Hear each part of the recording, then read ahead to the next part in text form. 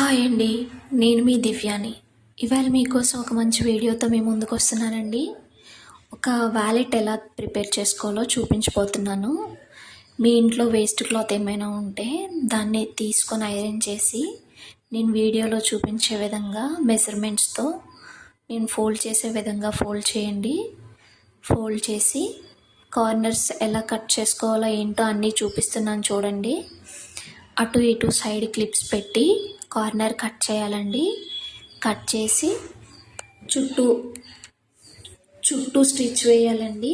నేను ఏ షేప్లో అయితే వేస్తున్నానో చూడండి, ఆ షేప్లో చుట్టూ స్టిచ్ వేయండి. వేసి క్లాత్ని టర్న్ చేయండి. టర్న్ చేసి మళ్ళీ షేప్ కరెక్ట్గా ఉండేలాగా పైన మళ్ళీ స్టిచ్ వేయాలండి.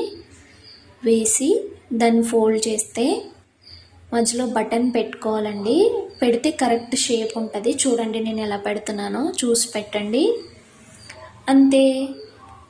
పాన్ కార్డ్స్, ఏటీఎం కార్డ్స్ ఏవైనా స్టోర్ చేసుకోవడానికి వ్యాలెట్ రెడీ అయిపోయింది. Thank you. Bye bye.